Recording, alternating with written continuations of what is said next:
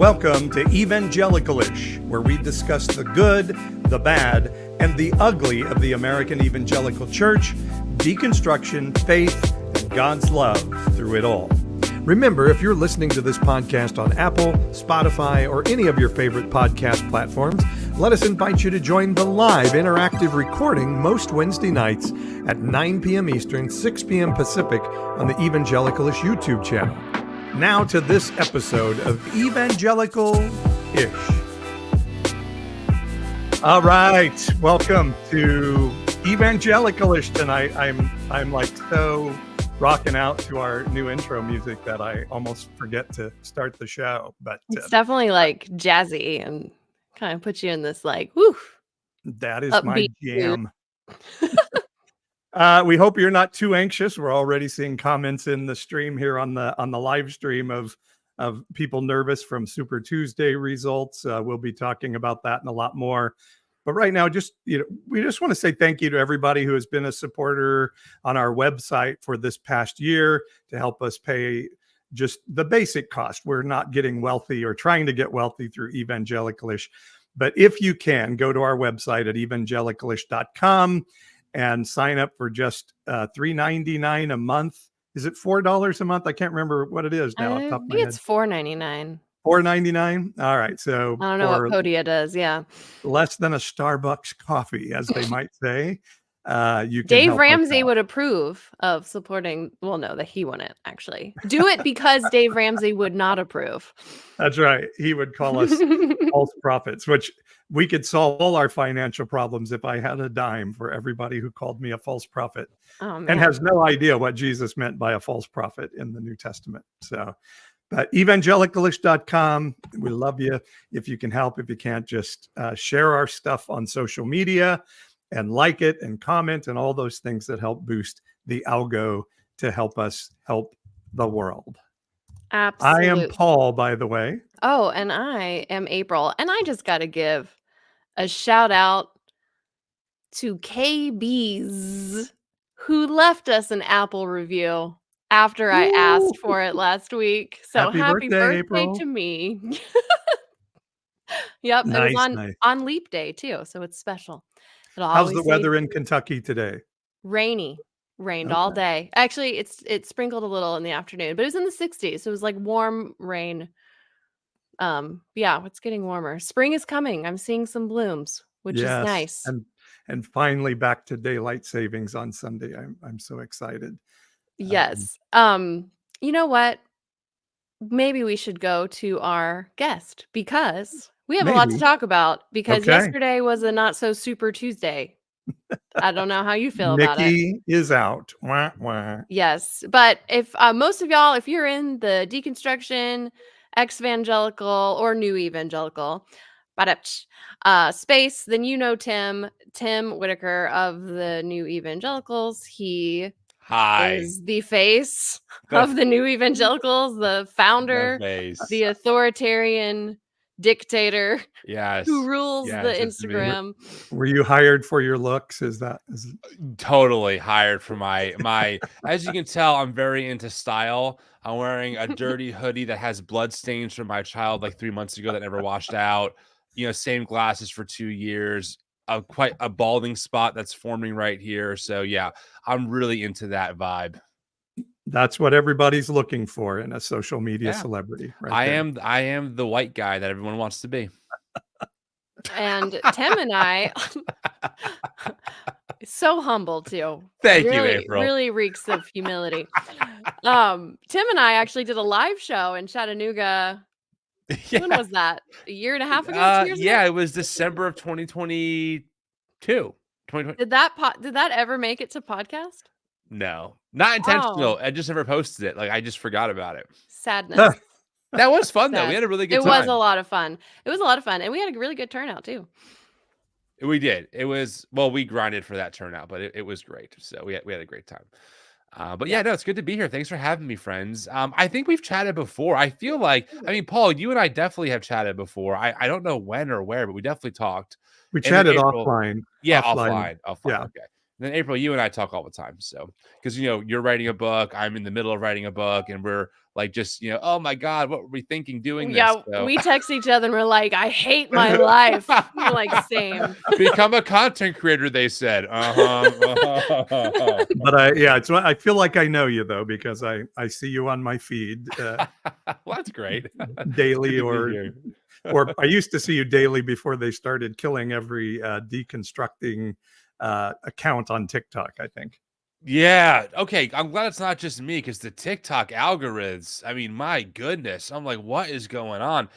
Friends, listen, this is what happens behind the scenes after we hit stop recording. We all whine about like how our content has tanked, or how we did this video that we thought would do great and it did nothing. And this is just like the behind the scenes stuff that we all think about all the time. Oh, I know. Tim and I did this collab video like a year ago. I don't know, sometime last year. It was hilarious. It was like a new stand-up. It was satirical. It was funny. We like spent so much time writing the script. We filmed our individual pieces. We edited it together. Like green screens were involved. Yeah. And we were like, this is going to be so good. It tanked. It got like what? Maybe 1,200 views. Maybe. Well, what happened was that I did my own video in that format, doing it about Mark Driscoll. It was hilarious. It did really well. I was like, oh, this could be a hilarious, like, real format. So I'm like, April, let's do a collab, because you do satire. That was my first swing at satire, and it was pretty funny. Let's just combine forces. And it did like a fraction of a fraction of the engagement of the original. It was the algorithm, though, because the engagement compared to the views was actually quite high. Yeah. Just the TikTok was like, no one's going to see this. I have found that this is totally off topic, but anytime I actually put effort into a video where I'm like doing costume changes and like editing it in Premiere instead of in my TikTok app, it always tanks. Just about every time. Like TikTok rewards you just like ranting about the Super Bowl with no edits at all, and it's like 1 million views, and then anything else, it's like, now you suck. True story. One of my most successful videos was me with my phone camera going, you're not going to believe what this pastor just said. And then it's me clipping to Mike Walron talking about abortion and queer rights in a really compelling way. That's all I did. It took me 2 minutes. I was like, here's what the pastor said. Clip, end of video. 2 million views later. Like, are you kidding me? And then, of course, the one that I script and I'm thinking about, I'm trying to get the right wording down and making sure it's like, engaging. It's like, how's 5,000 views sound? Like, why do I bother? I know. Anyway, life of a content creator. Moving on. It's a heavy question. I actually, my story today was I put one up and it got like 300 views in a couple of minutes. And I'm like, oh, thank God. I'm finally breaking out of hell. Looks promising. And I think as of tonight, it's still under 400 views. Like 301 views. Don't you just see like there's some person in China, like, oh, turn that video off. They're like messing with you. They're like, oh, let's get them real excited. Let's crank it up. Totally. Turn it off. So Tim, how did you become a new evangelical? Accidentally. That's so the you should be the accidental evangelical. Yeah, I didn't know this was going to happen when I started the Instagram account, The New Evangelicals. And I was still serving in my very evangelical church as a drummer. I was still a volunteer drummer there. I loved what I was doing. We were shut down for the pandemic. My church was pretty moderate in that sense that they shut down. They followed all the guidelines. But, behind the scenes in my own life, I was really struggling with the direction of my faith tradition broadly. By the way, so you're saying it wasn't a very godly evangelical church. It was a little woke. It was a little woke. Yeah. I mean, even my senior pastor, when Ahmaud Arbery was murdered, was like, whoa, we should march in his honor. I'm like, whoa, like, yes, we should. This is a great start. So they were like on that, they were there for like a hot minute. But when you live through 2016 as an evangelical, and you do live and you see the murder of Ahmaud Arbery, Breonna Taylor, and George Floyd, and then you live through COVID, and you just see like time after time of particularly white evangelicals having some really terrible responses to these things, or embracing someone like Trump. I think for anyone that takes their very evangelical faith seriously and wants to apply the teachings that they were taught about love and justice and mercy and humility, something doesn't add up pretty quickly. You're like, I'm not tracking with the sexual purity ethic that you guys were really emphatic on. And then telling me, well, how dare I not vote for the guy on the cover of Playboy and the guy who's bragging about grabbing women? Like somehow I'm just supposed to switch. Like, oh yeah, no big deal. Of course I'll vote for that dude.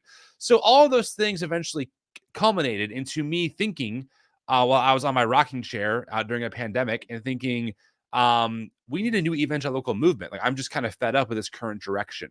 So I started this when I was still in evangelical spaces, but definitely thinking kind of starting to get beyond the boundaries of evangelicalism. I was starting to really reconsider my position on queer affirmation. I was very much in the camp for a lot of years of like, queer people deserve full rights under the law. Not sure how it works with church stuff, but why are we always picking on the queer people? It makes no sense. I was always there for almost a decade. But now I was starting to think, well, maybe like my theology is kind of off about like what the Bible says. So yeah, so I started TNE on Instagram, started asking questions. Anyone else thinking this way? Anyone else concerned? And it kind of blew up a little bit on social media and it took off. And 4 months after that, in April of 2021, my church community gave me an ultimatum to either stop serving with them as a drummer or to stop doing the work I was doing online. I wasn't full time with this work or anything. I was doing project management work, but I just knew something was happening here. I didn't know what, didn't know what it was going to look like, but there was something happening. So I resigned from my volunteer drumming position. And the church.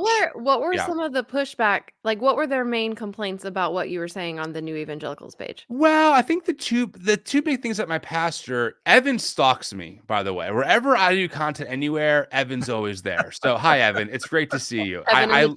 If Evan's not here, something is wrong with the world. Okay. So it's good to see you, Evan. Of course, as always.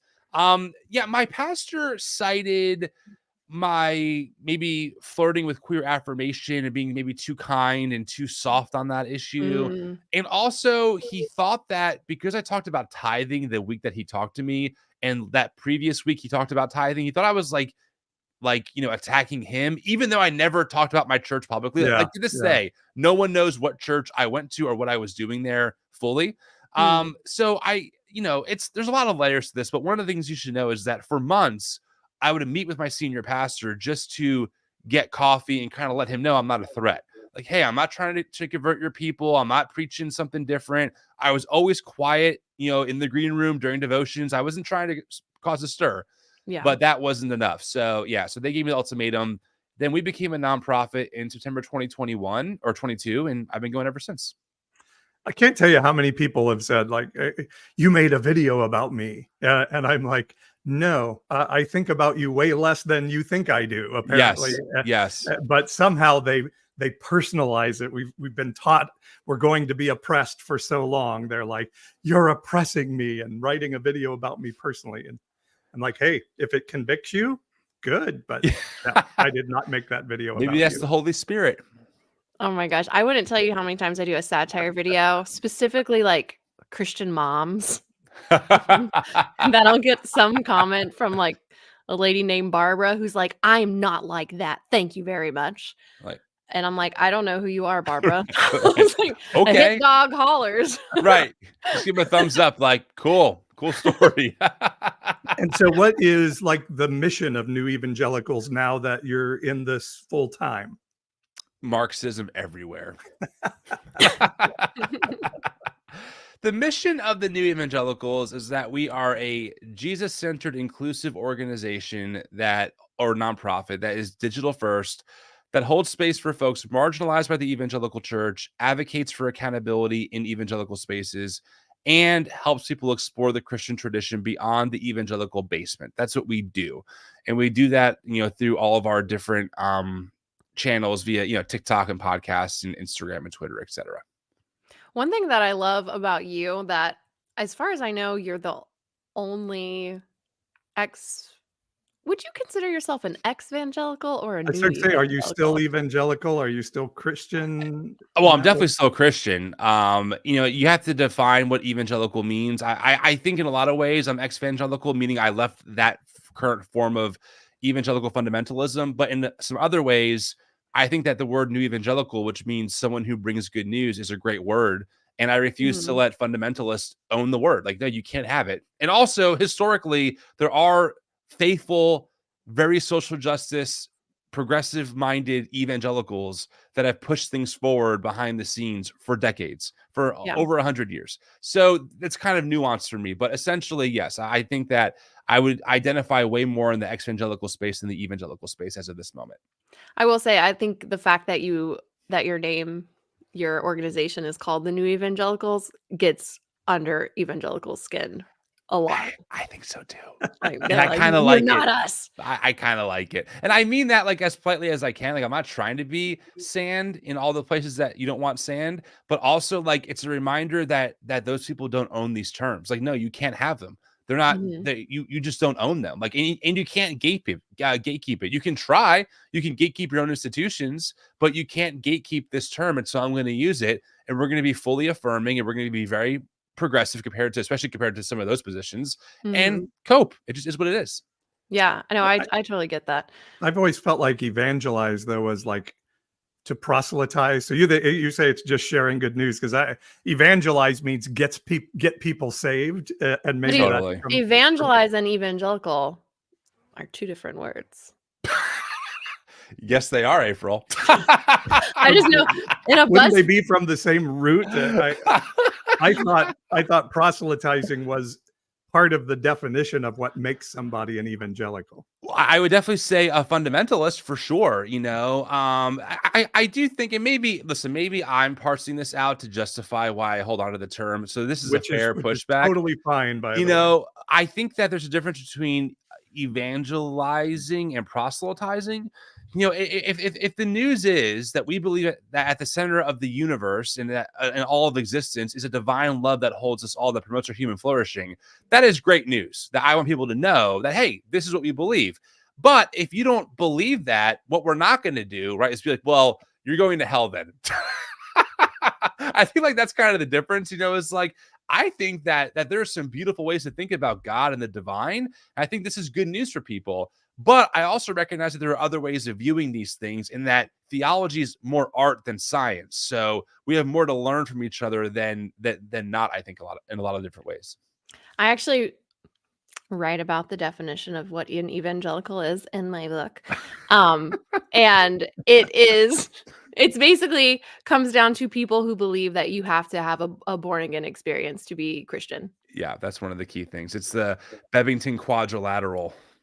Yeah, and it comes from the root word evangeline. I don't know if Elion. It's a Greek word, and I'm probably mispronouncing it, but it means good news. So to that part, you're right. Like the root word evangelical does mean good news, but evangelize is like the verb of, like, I think that also comes from the root word, but evangelical and evangelize are two different things. Noted. Gotcha. Not to be has it been difficult or easy for you, Tim, to hold on to Christianity? Because as I've walked through this, wow, they lied to me about that. They lied to me about that. It all started to unravel like a cheap sweater for me. Yeah, it has been actually very easy. And I say that because even starting TNE, I tell people that my tradition radicalized me, and I'm okay with that. Like, I'm fine with saying I have radical allegiance to the way of Jesus. I've had to redefine what that means. But for me personally, and this is not really a moral judgment, because to your point, some people get so messed up by that basement, they just run straight out the door of Christian thought, right? Like they need air outside the house completely. Very fair journey. For me, it was always about, well, there's so much more to explore. Like the Christian tradition is 2,000 years of massive, massive history, tons of rooms, tons of layers, tons of stories, tons of theologians. I'm just too curious to keep exploring than to say, for me, I want out of the house just yet. Maybe in 10 years I will, but as of right now, I really have it's more about, I'm more curious than ever than I am, like I'm over this. Like to me, it's like, wait, you can think about God and free will and through like the lens of open and relational theology, where maybe God isn't all powerful and God is unraveling in the present with us to determine the future. Okay, like that's crazy. What does that sound like? So I'm more in that headspace than I am the whole thing is nonsense and I'm just out. Yeah, I feel that. Samantha in the chat asks, how hard was it to step out of Calvinist teaching? Were you a tulip? Oh yeah, I grew up Paul Washer, John 5 MacArthur. points? Hell yeah, brother. Gross. I mean, I always wrestled with it. I wasn't like, here's how it works. But it was more of like, well, Romans 9. Who are you, oh man? Talk back to God. I guess I have no choice but to believe Calvinism is true. Ironically, it was this guy named Leighton Flowers who runs this podcast called Soteriology 101. He used to be a Calvinist. He's like a Southern Baptist dude. He's still very conservative, but he used to be a Calvinist and he's not anymore. And his whole podcast is just unpacking Calvinist teachings and how they're not quote unquote biblical. That was my gateway drug out of Calvinism, which really I was happy. I didn't want it to be true. The idea that God is predestining most people to burn in hell forever because he's loving and just, and he just happened to save me while my brother's on the path to hell is like not very good news, even to me, who's going to go to heaven presumably one day. So it took time, but I got there. Yeah, I mean, I still hate the evangelical, like you're taking yourself to hell, not God. But yeah, that Calvinist God that I'm going to create this person so they burn in hell forever. That's a shitty God. I mean, that is brutal. That's brutal. Yeah. So Samantha, to answer your question, it took time to rewire the brain. Your heart is kind of usually ahead of where your brain is, but I did get there. And now to think about Calvinism as plausible is just like very difficult for me to think about. Do you still feel totally depraved though? Yes. Oh my gosh. Calvinism that's was hard to get rid of. Yeah. Calvinism was one thing that never made sense to me, even when I was evangelical. Like we were like, ew, Calvinist. And I remember what my brother was dating a Calvinist at one point, and she ended up breaking up with him because he wasn't Calvinist, because he was like, it doesn't make sense. Like, why go on missions trips? Right. Why are we witnessing to people if it's all predestined? And they're like, well, no, God's predestined you to witness to that person. Exactly. I'm like, well, what if I don't? Right. Like, and honestly, and you're talking to someone who has read, all of the big authors of like modern day American Calvinism. I've heard all the arguments, and I never found them compelling. If God is all sovereign and it's all predestined, it does not matter what you do. The outcome is the exact same. If you don't witness, it's in God's will. If you do witness, it is God's will because it's all predetermined. And for some people, they're like, you misrepresent Calvinism. It's like, no, like this is what they believe. Like it is tulip theology. So it just drives me crazy. I know it does not make sense. Yeah. I mean, it's still the same for non-Calvinists. I'm they're like, well, God doesn't send anybody to hell. But I'm like, yes, but he creates a person that he knows, is not, is going to go to hell forever if he's omnipotent. And so it's still just as bad. Yeah, 100%. Oh, yeah. I mean, Calvinists are down here, and then evangelicals are just a little above. And then your charismaniacs are a little bit above that. Yeah. Oh my gosh. I was a charismaniac. But anyway, moving on. That's Tim, in your book. Don't spoil it. I resemble that remark. Resemble.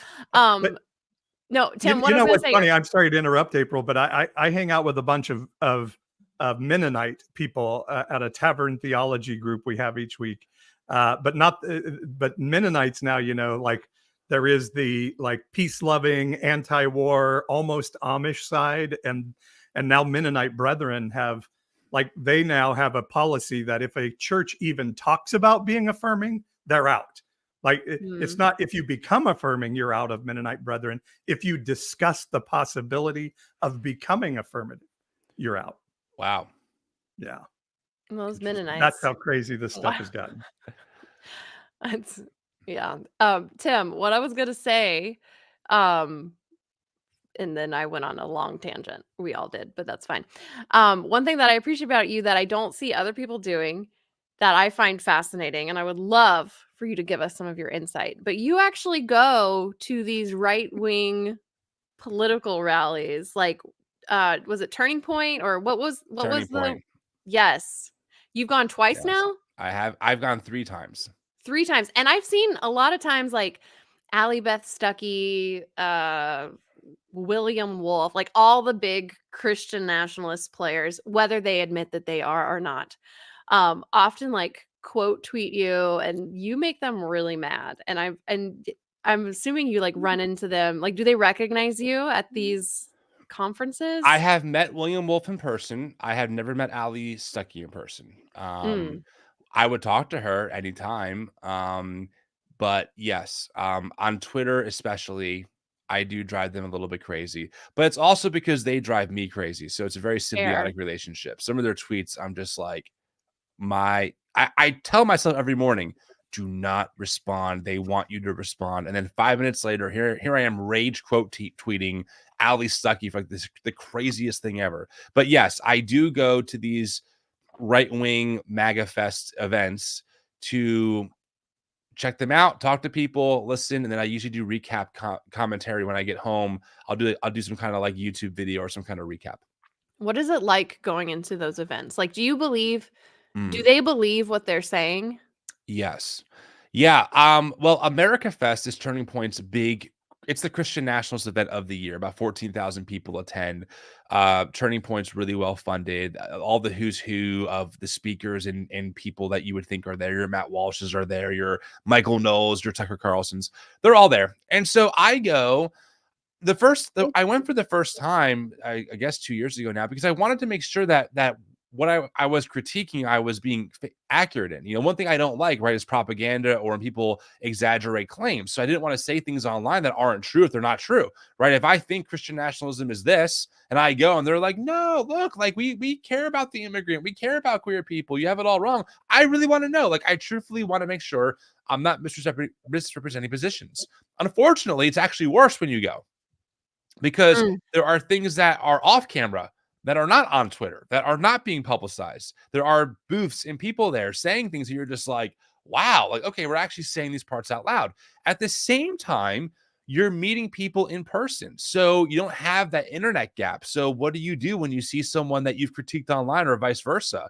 Usually you end up shaking hands and becoming quite friendly. It's a very weird paradox. So there have been plenty of people that I've met in person who I critiqued online or who critiqued me, and we made eye contact, we shook hands, and it turned out that we had other parts of our humanity in common, despite our massive diverging political viewpoints and reasons for being there. So that kind of throws a wrench in your ability to just kind of paint this broad brush of like these Christian nationalist robots who just eat and breathe like, you know, bad shit all day. They're humans. They have families. They have preferences. They get inside jokes. They like The Office. And you're like, oh my God, like, right, you're a human being. You're more complicated than this one part of your life. Unfortunately, this one part of your life is causing so much damage to people in the spaces I occupy, right? And the policies that you're advocating for are so detrimental. I'm not sure how to manage this really weird dichotomy of not dehumanizing you, but also feeling very strongly about the policies that you're advocating for. So that's always a very interesting dynamic. I think it almost makes it all the more chilling, though. I once read a psychiatrist that examined Timothy McVeigh, who did the Oklahoma City bombing and killed hundreds of people, including children. The psychiatrist said he's not insane. He is fully in charge of his faculties and did this. And so it's almost chilling to think really normal people, some who are some of my best friends in the world, are those people who now say the cracky things on the Jordan Klepper and Good Liars videos. And they're not insane. They just have bought the whole story. Yeah, and it's tricky because I would definitely say like the Charlie Kirks, like the leaders of this, really believe what they're selling. You know, I mean, I've met Charlie Kirk. Charlie Kirk has recognized me. We only talked for a few minutes, maybe a few seconds. But then I meet people who are just attending. And that's when things get kind of complicated.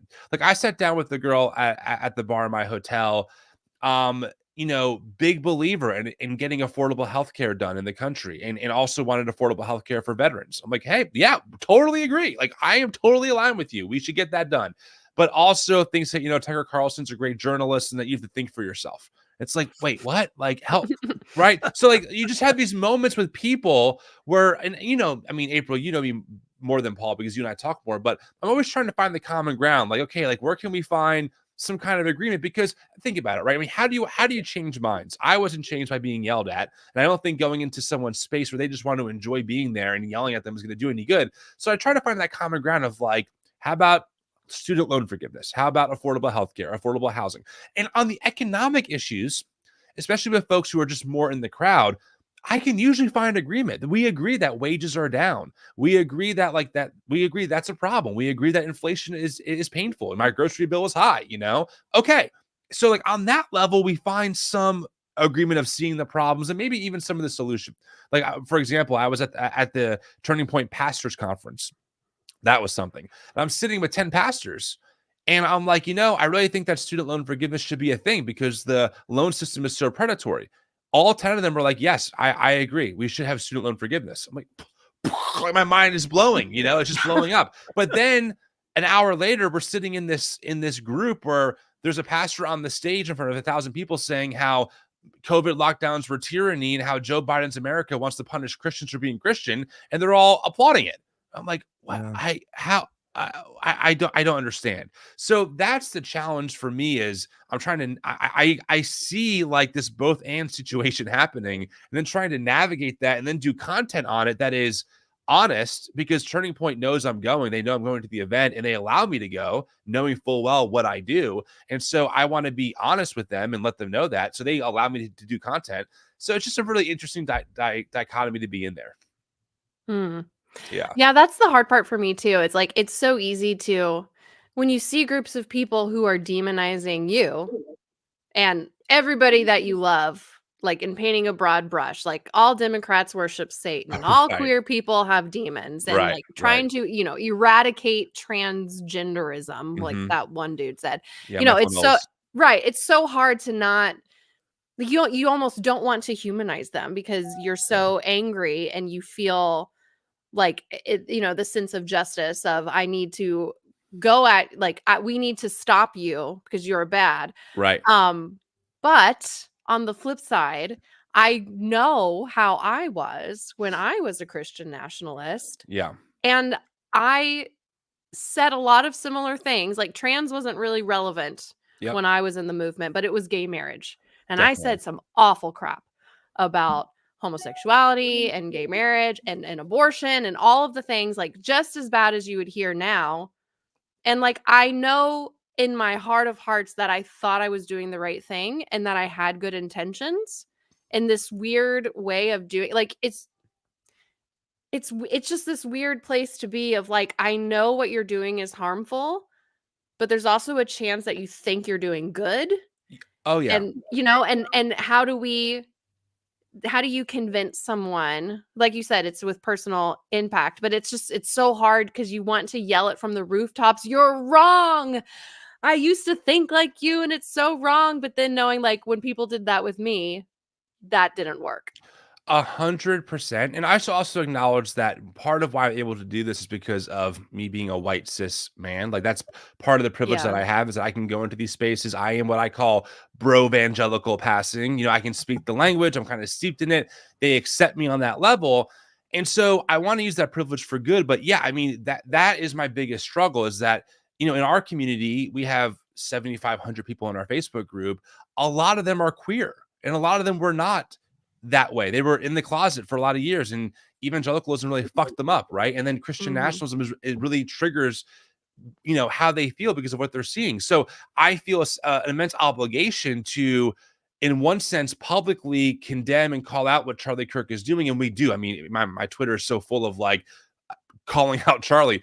And at the same time, right, if Charlie ever invited me to get dinner with him privately, I would be on the next plane. Because if I can convince Charlie that the rhetoric he's saying is so dangerous and harmful to queer people, and that gets him to lower the temperature by even 1 degree, that is one step in the right direction, right? Because you're never, for someone like Charlie in particular, you're never going to be able to get him on camera and have a good faith dialogue. His whole brand is owning the libs, right? His whole brand is fighting wokeism. So you have to get him into a place that is private, that is off camera, off the record, to get his humanity back and to level with him on the human side. Like, dude, you bleed red like I do. Can we start there? And then, okay, based on us talking, can you understand why some of the things you're saying actually cause a lot of damage to people?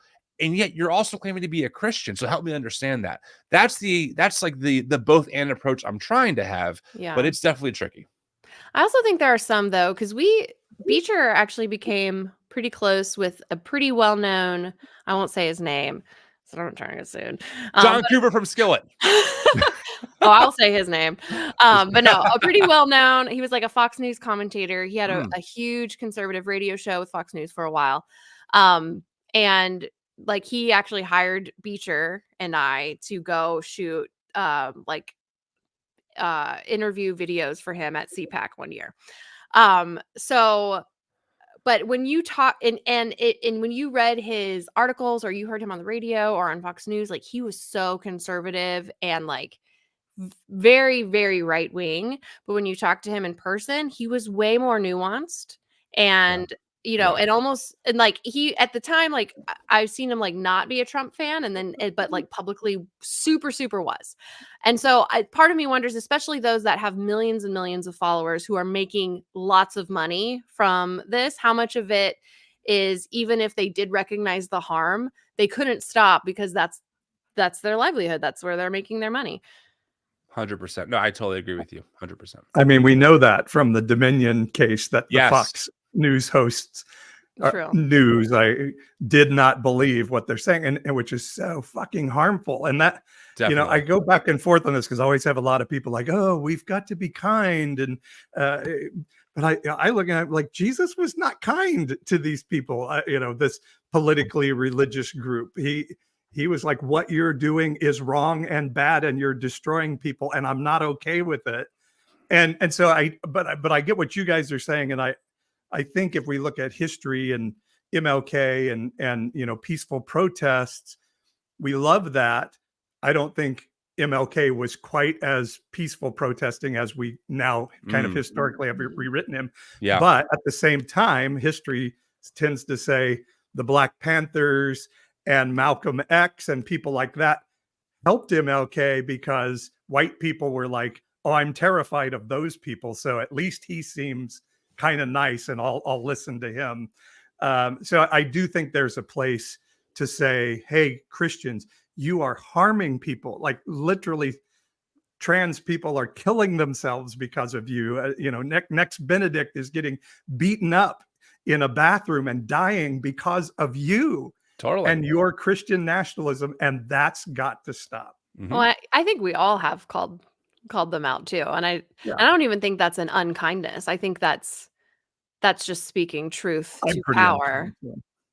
Yeah.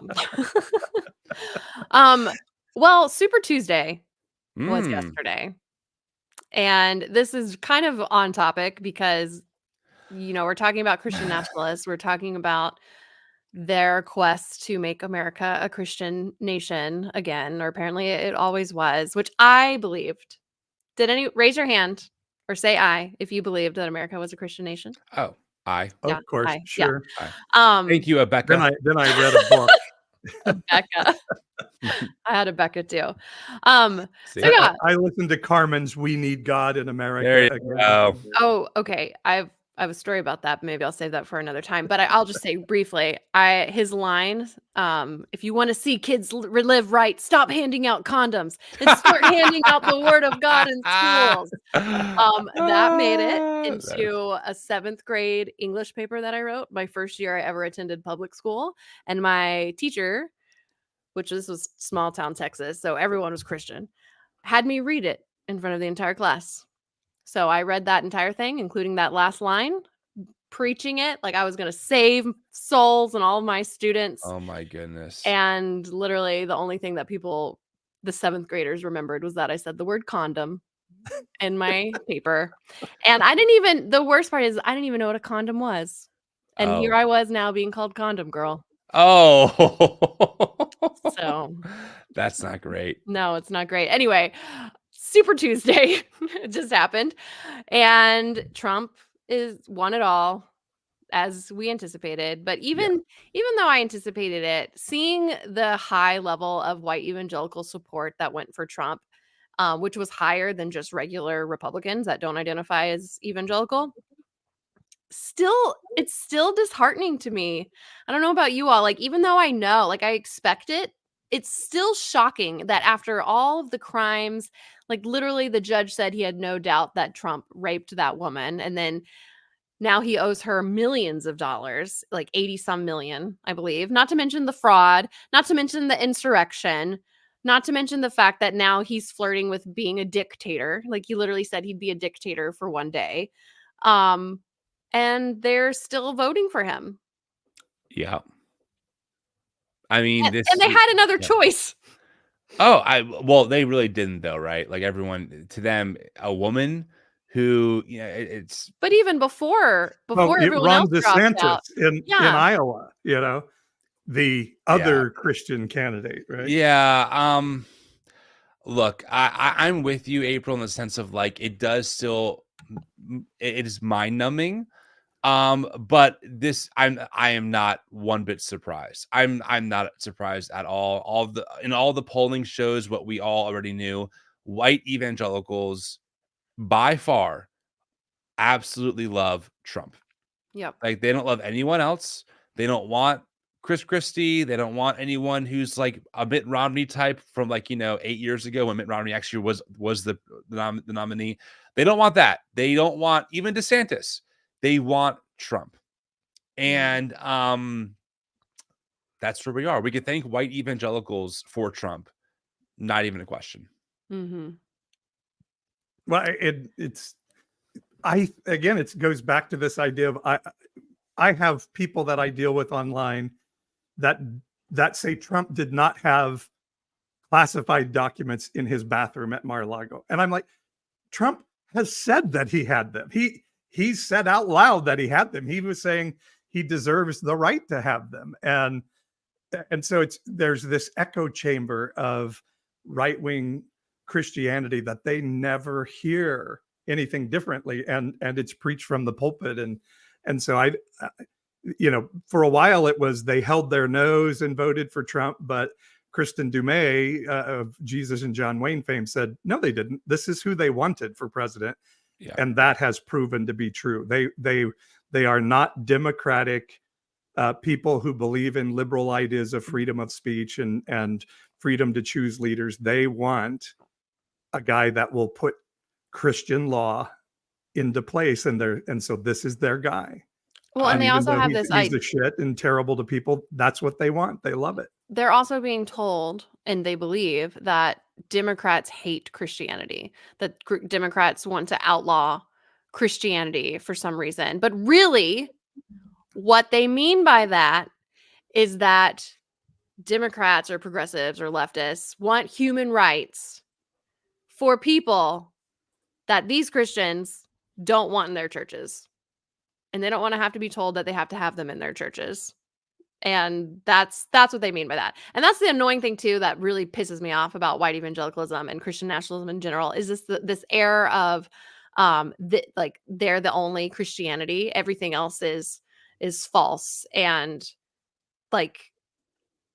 just like Christian nationalism means queer people are demonic, trans people are demonic, white people are the preferred choice, and white supremacy. And it means all of these things. Some of them are saying it out loud now. Yes. But it's just really scary. But then I think most people that are continuing to vote for Trump, like white evangelicals, like in just regular people that aren't necessarily super political, I do think that they've just been kind of hoodwinked and are very indoctrinated. I think one of the reasons why we're seeing white evangelicals support not just a man, but an ideology that is so based in lies and propaganda is because for a long time before Trump, they also believed lies and propaganda about their own faith, right? Like it's the 6-day literal creation, and evolution is liberal. It is decades of people like Rush Limbaugh demonizing the media as the drive-by media. There's all these things that go into the mind of an evangelical that is steeped in anti-intellectualism and it makes their brain ripe for believing things that just are not true.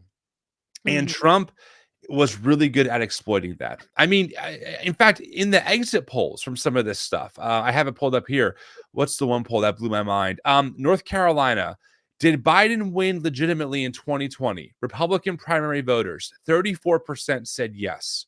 60% said no. Oh Think my about God. think about what you have to deny to actually say that. You have to deny all the court cases. You have to deny Rudy Giuliani admitting they had no evidence in Georgia. You have to deny all of his legal team besides one stepping down and also admitting they had nothing. You have to deny the whole Fox Dominion lawsuit issue. You have to deny the fact that Trump appointed judges shot him down in court. You have to deny the fact that a Supreme Court denied him. You have to deny all of this, right? And Bill Barr said it was Bill Barr and Ivanka. Bill Barr said it was bullshit, and Ivanka said he didn't exactly. win. And Tucker Carlson, to your point, Paul, about some of the documents that were leaked with the Dominion Fox News lawsuit, even Tucker didn't believe it. Okay, so like you have to say no, that's all wrong. But Trump and maybe 2,000 Mules, that stupid Dinesh D'Souza movie, which, by the way, in a court of law was also debunked. They admitted they had no actual data that they could prove in a court of law that the election was stolen. That all gets replaced with rhetoric and propaganda. And the result is 60% of Republican primary voters in 2024 saying that Joe Biden did not legitimately win the election in 2020. It's such a hypocritical thing. I'll go back to my charismatic background, and Jesus, I can say Jesus prophesied this because he said, those who eat the leaven of this political, religious, racial teaching will no longer have eyes to see and ears to hear. And I really do see that. And people have been watching Fox News and listening to these this type of preaching for so long that they've just lost their ability to think and be introspective and to reason. And it's so funny. I remember when Fox News first came out, and it was a big deal. Christians were really turning on to Fox News, and I remember watching it thinking, okay, every one of these news shows has, like the old sophisticated guy in the suit, and then like some young girl in a really short, tight skirt. And I think they knew what the Christian audience wanted to see in their news. We'll give them really propagandized news, and we'll let a really pretty young blonde girl in a short skirt give it to you, and Christians will flock to it. And man, were they right on. Yeah, 100%. 100%. And I remember when Fox News was fair and balanced. At least they got rid of that tagline. Sorry, Tim. Go ahead. No, you're good. I mean, I was just going to say, like, I know some people might be discouraged by Super Tuesday results. This is totally expected. And I'm not saying you should be discouraged by that, but this is what we knew was coming the entire time. We knew that every other candidate, including Nikki Haley and DeSantis, was going to be a complete flop because, again, it's not just Republicans.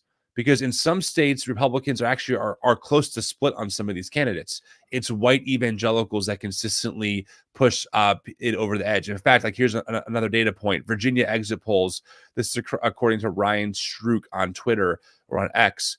In Virginia exit polls, white evangelical Christians, 76% for Trump, 23% for Haley. Everyone else, 50% for Haley, 47% for Trump. Wow. The deciding factor is white evangelicals, the Christians that radicalized us for Jesus at one point, right? Who taught us about, this Jesus of the Beatitudes and integrity and mercy and humility and, of course, sexual purity, right? It is that group of people who is now telling us, no, this is our champion, Trump.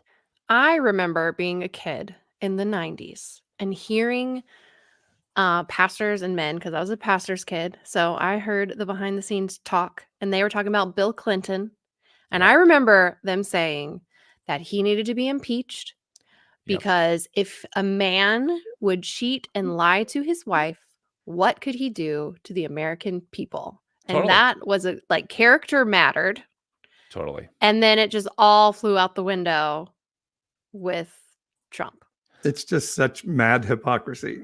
Franklin Graham literally said Bill Clinton cannot be president anymore because if his wife and daughter can't trust him, the American people can't trust him. Then with Trump, he says, we're not electing a pastor in chief. We're electing, a commander in chief. Out here in California, Steve Garvey, the former Los Angeles Dodgers San Diego Padre, is going to make it into the runoff because the Dems split the vote on the other side for the Dianne Feinstein Senate seat. And Steve Garvey, Mr. Christian Family Values, fathered 3 children out of wedlock, if I can use that term, and has disowned like his oldest daughter and these other children that he fathered, that he denied fathering until DNA tests showed that they were his. This is the family values guy. I mean, Right. How do you fall for this shit? You know, it's just crazy. And now, sorry to keep going, Mitch McConnell it sounds like he's going to endorse Donald Trump. Mitch McConnell, what a bunch of cowards these people are. It's incredible. Agreed. Well, you had Ted Cruz, that one moment in 2016 where he refused to endorse Donald Trump and just said to vote your conscience. And that was the only moment that I kind of liked Ted Cruz, like only barely. And then immediately after Trump dogged his dad and his wife, just became the biggest Trump. They've got to have leverage on these guys. They've got to have pictures of them, you know. Yeah, I think especially with Lindsey Graham, because Lindsey Graham has had moments where I'm like, yes, you are telling the truth. You do have integrity in there. You just squash it most of the time. I mean, in 2015, Ben Shapiro, Mark Levin, they all said that Trump is a con man. Trump's a liar. You can't trust Trump. This is on video. You can look it up of Ben Shapiro saying this. And here we are a little over less than a decade later, and it's the complete opposite, right? It is how Trump is just like amazing and great and fantastic. And it's just unbelievable to watch the shift. Well, I do believe they're, you know, for Shapiro or a Candace Owens, you know, they just know where their bread is buttered and they're trying to make money. I believe that. But for a Mitch McConnell, who Trump has called his wife all kinds of names and said all kinds of terrible things about when she worked in the Trump administration, for him to endorse as he's retiring from leadership, it just tells me that. Has he officially endorsed, or he's just thinking about it? No, it said today that he's considering endorsing, and the story I read said he was leaning towards it, but hopefully that he would even consider it is just. So again, I just think some of these guys, Trump has some leverage on them, and you know, like Jerry Falwell Jr. Oh my God, they had leverage on him, and they got him to endorse, and that's how Trump became president. Here we are. I really hope he doesn't win again. I have a lot of anxiety about that, but you know, honestly, same. I wonder though if he does win, God forbid, if those prophets that were wrong in 2016, if they're going to come back and be like, oh no, I actually meant about 2024. Oh, sorry. Oh, they definitely will. They definitely will. I said my year wrong. They're already starting it. Like there's some of those prophets who are like, I have a sense in the spirit world that God's doing a new thing in 2024. Like, it's always a new thing, which of course God would be doing a new thing. It's the future. It's new. It hasn't happened yet. You know, like it's always new. But yeah, anyway, I mean, if you is a thing. Ever see the prophet who's like, I saw God plant a palm tree on Pennsylvania Avenue because the governor of Florida is going into the White House. And then it's like, but not right now. It's going to happen. Right. Eventually. Exactly. Yes, down the line.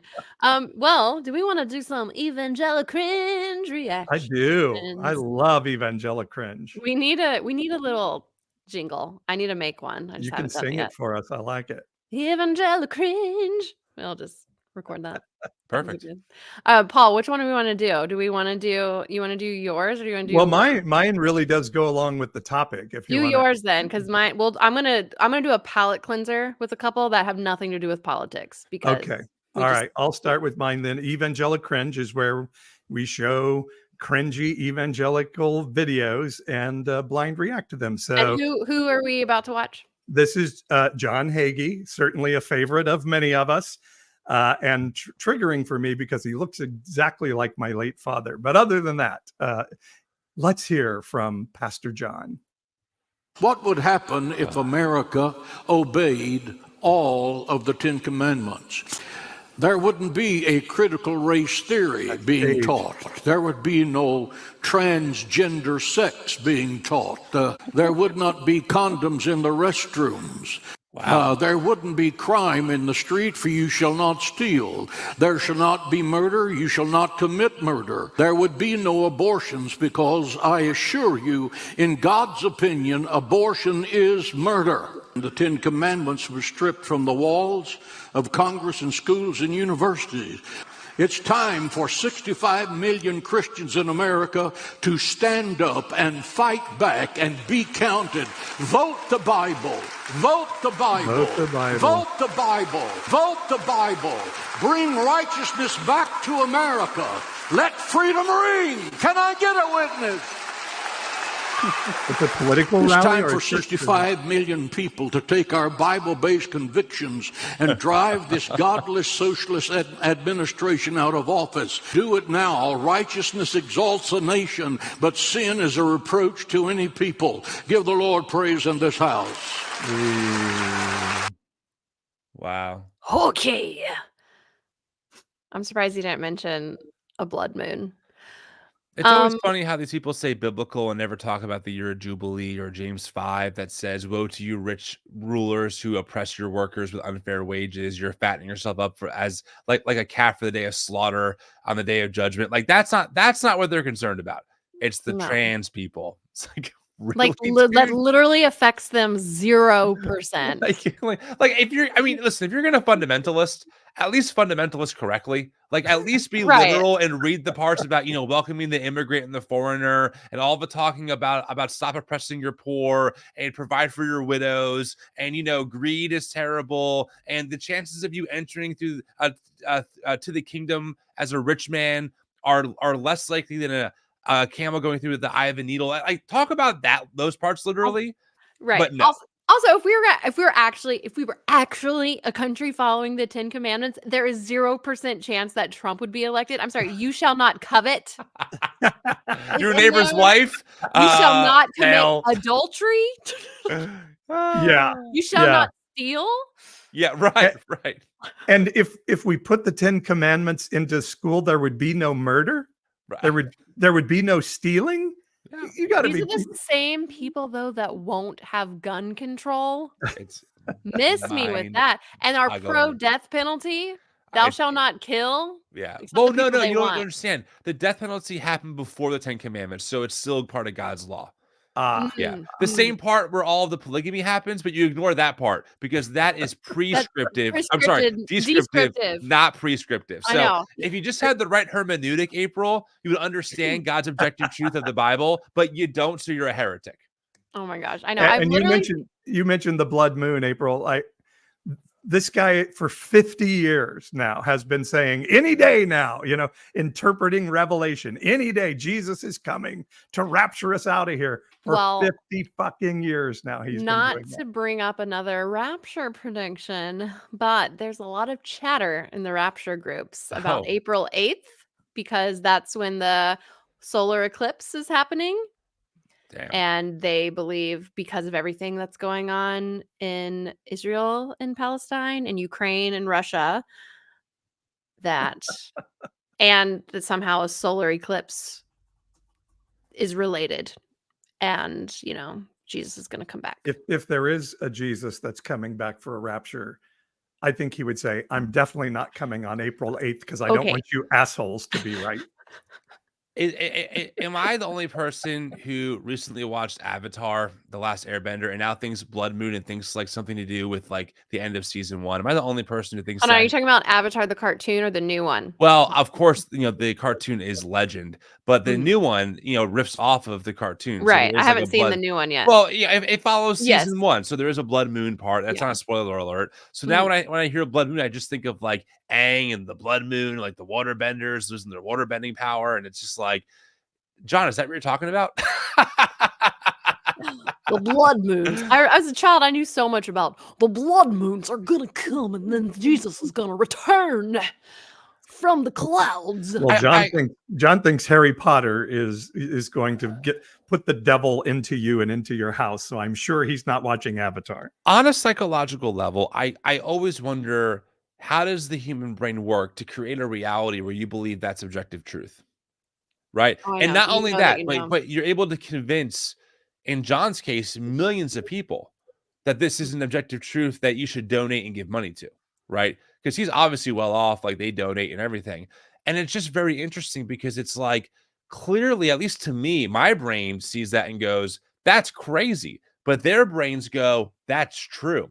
And so then I wonder, what do I think that some people think is crazy that my brain tells me is true? It's just a weird like dichotomy when you think about that, right? Because it's like you can obviously see their bullshit so easily. So what Oh, bullshit yeah. am I peddling? Oh, well, I mean, I literally felt the same way about like when I was evangelical, and I believed in the rapture like 100%, like it was truth. And I thought I was this sane, I believed very normal things, but I thought Yeah. that like Mormons or Jehovah's Right, Witnesses yeah. were crazy. With I'm their like, no, celestial y'all are, kingdom, yeah, you know? y'all are crazy. Like Too far. I just believe I'm gonna get sucked up into the sky Right, naked one right, day after a exactly, trumpet sounds. exactly. That's normal I'm gonna though. be Well, flying and naked with everyone else. It won't be weird at all. in my charismatic circles, I was able to interact with a lot, particularly British people who were living in America for Christian purposes. And it's that same thing. Like I had this belief that America was this special place and this special nation. And my Brit friends were like, hey, I love it here, but come on, man. I mean, come on. Yes. For one, like every single one of them was like, your healthcare system sucks. Yeah. And I Okay. was like, no, it's not. We fight for our healthcare system. It's the best. And they're like, no, it's awful. Yeah. And that was my cognitive dissonance. I had always been taught American exceptionalism, and I had no idea that there were other people with other perspectives.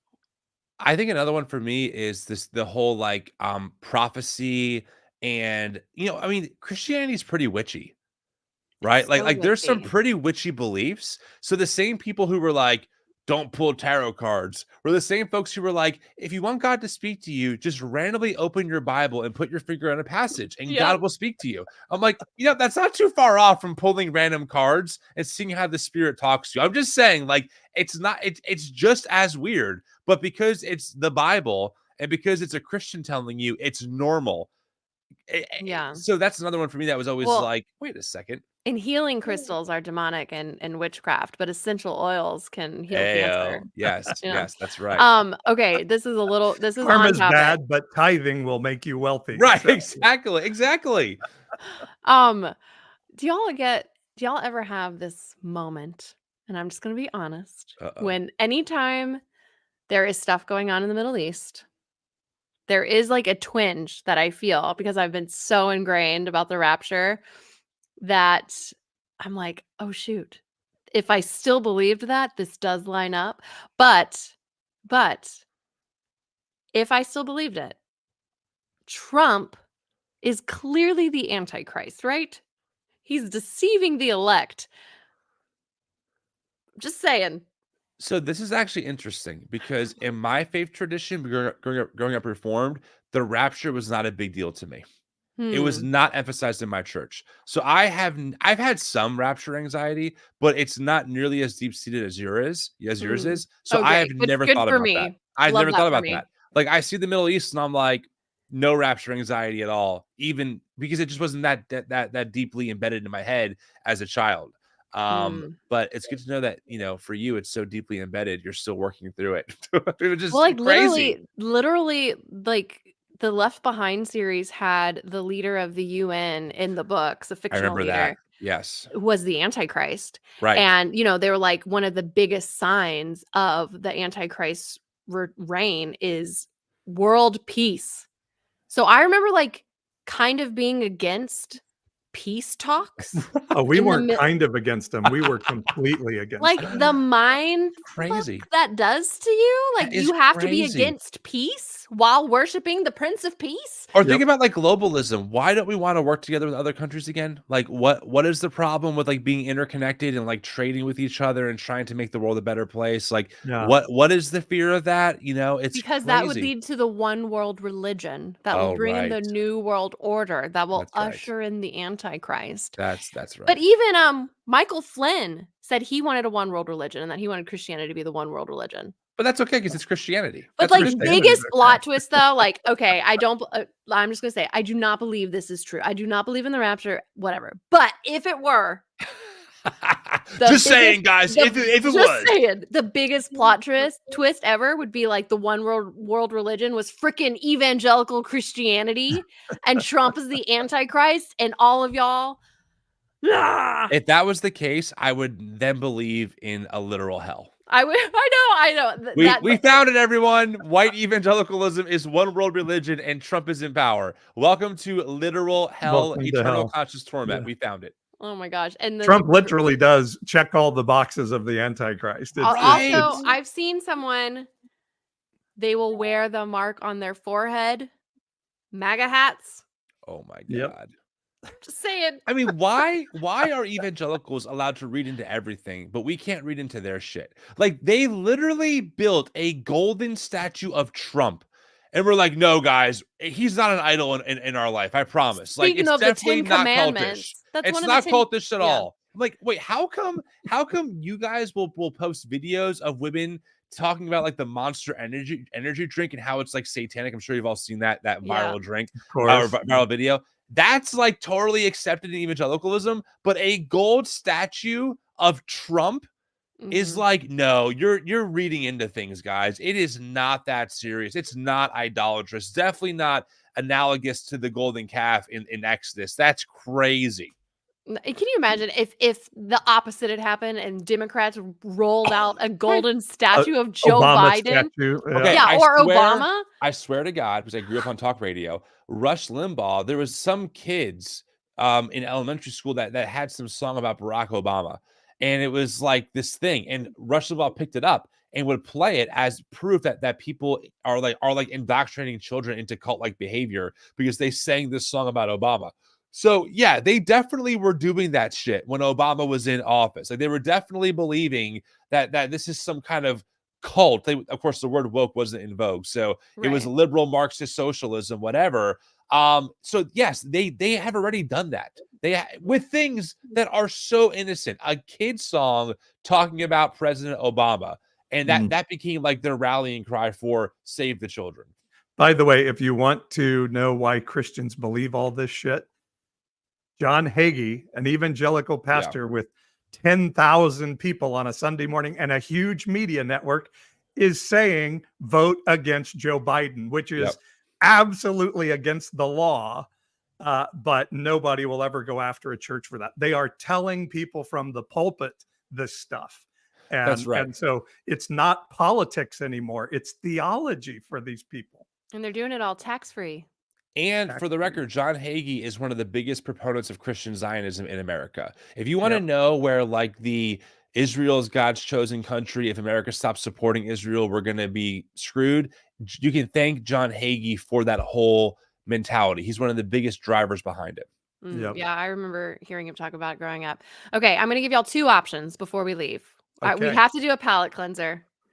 Do y'all want to go? This is a choose your own adventure situation. Do you want to go cringy purity culture video or cringy heaven dream? Wait, is this with Kat?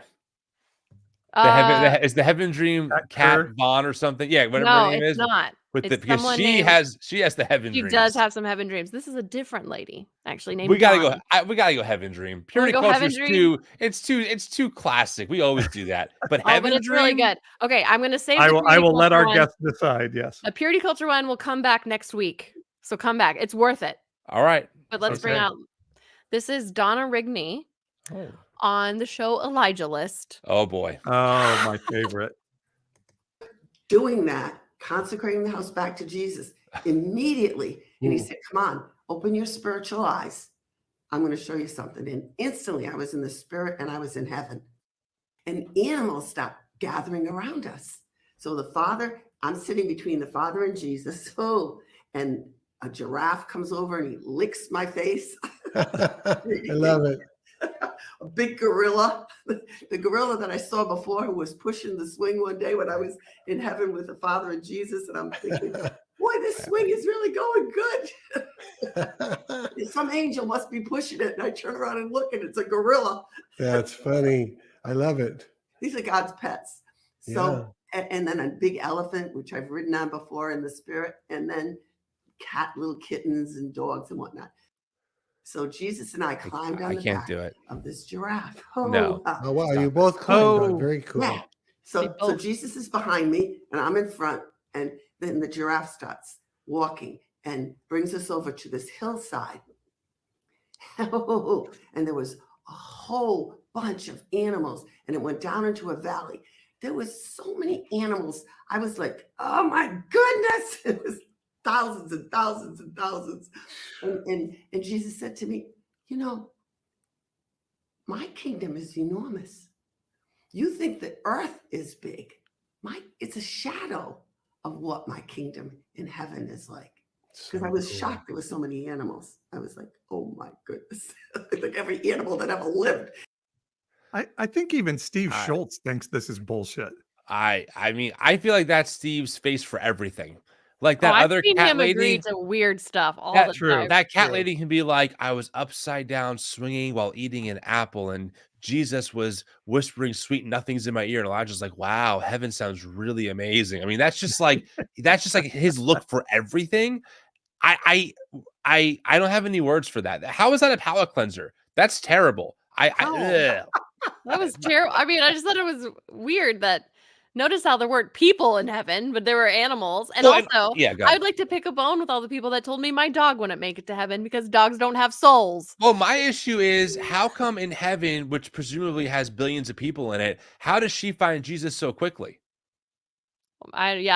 She was sitting, not just Jesus, she was sitting between Jesus and God the Father. Wow. What? I mean, riding a giraffe. She's above Paul, this lady. I mean, I would think that'd be like Paul's spot. Like Paul's like, lady, you're in my spot. Like, you know, I wrote like a bunch of the letters in the New Testament that people are arguing over. I'm on this YouTube show called Elijah List. Right. She's channeling her inner avatar in the spirit realm. That's what it sounds like. Like she's sitting, the little arrow lights up on her head, and boom, she's sucked into the spirit world. I just wonder what your brain concocts to convince you that you're doing that, or that allows you to lie that blatantly to people. It's one of the two. As I should clarify, she doesn't say it's a heaven dream. She says she visited heaven. Yeah, that's even crazier. Yeah. I misrepresented the wildness of it. So you're saying it's more propaganda. You mentioned Kat Kerr, and that's her name. I have some very good friends that go on the Elijah List from time to time as guests, or former friends, I might say. I almost brought one of those friends on, and I thought maybe that would be too hard for you. I'm getting close to calling that out, but one of my friends, Mario Murillo, if you guys know who Mario Murillo is, I know that name. He is now calling out the Kat Kerrs and Dutch Sheets, and he's calling them out and saying they're, you know, like he was specifically mentioning Kat Kerr's trip to heaven, and he's like, this crazy, insane stuff is hurting Trump. He's like, if you keep doing that, people are going to think we're crazy, and it hurts Trump, and God needs Trump to be president. So there's this God needs Trump. So it's not about the people that she's hurting; it's about Trump. Yeah, exactly. And she's going to subvert God's plan for Trump to get back into office, and so now they're going at each other. Oh my God!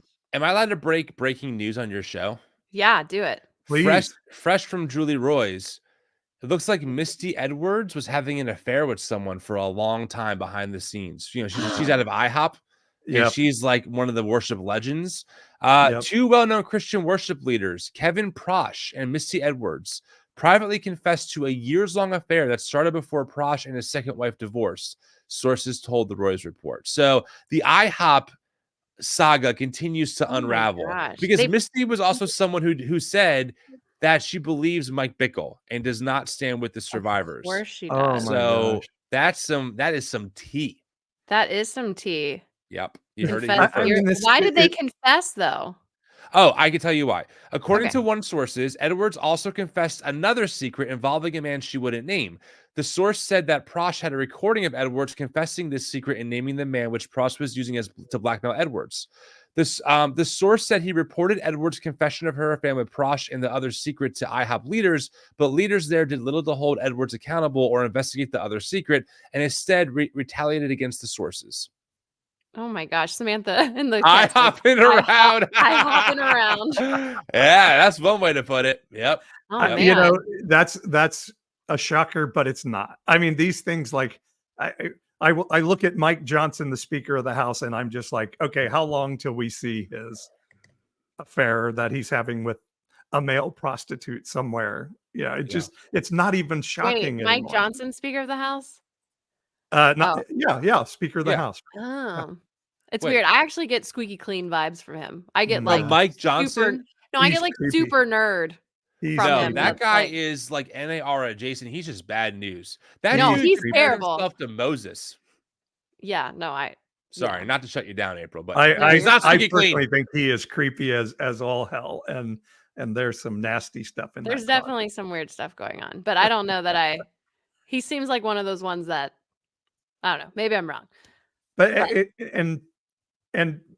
I was having this conversation with some Christian this week of like about trans women in women's bathrooms, and I'm like, I'm looking on the internet trying to find all of these trans women who have attacked children in women's restrooms, and you cannot find it. But in a church, people are sleeping with each other all over the place, and it is ripe with pedophiles and predators and being covered up by people like John I've MacArthur. seen people say like how they're always like, oh, people deconstruct because they just want to have sex. And I don't remember who I saw say it first, but like, no, if I wanted to have sex, I would just stay in the evangelical church. You just got to keep it under the rug. And No, have I mean, lots of honestly, shame. if I wanted to, if I wanted to sin more, I would just become a mega church pastor.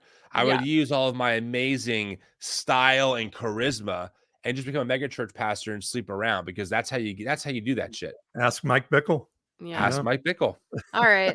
Well, sorry that I think that was an Eve was framed line. Speaking of the person you were talking about earlier. Oh, maybe it was. Yeah. I definitely have seen someone do it. Okay. Well, I'm sorry that mine wasn't a palate cleanser. I kind of want to show the other one, but it's like, it's not that long. Should I show it? It's purity culture related, and it's real I don't care. trendy. I'm fine. You guys are the ones that are on the East Coast. And Okay, well, I got like 10 minutes left in me. Great.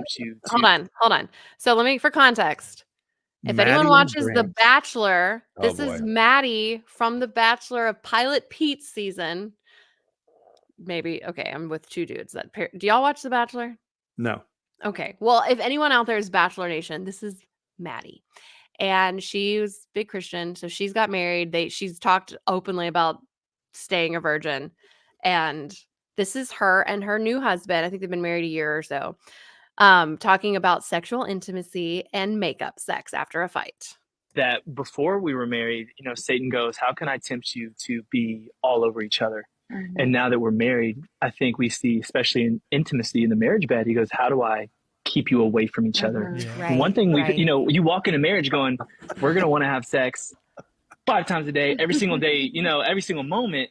And especially as a man, I'm thinking, but it's interesting how Satan is so crafty to try and split that intimacy up. Satan's amazing. Once you're married. So true. And when you're dating, he goes together. Now I can't tempt you with lust with her anymore. So how do I get you off that? And we have to fight. And there's moments that we have had that, not that we didn't, but we're like, hey, we want to choose to have intimacy right now, even after this big argument, because we want to fight for this unity. And we're looking at Satan right in his eyes and going, we're fighting for what you cannot tear apart with God on our side.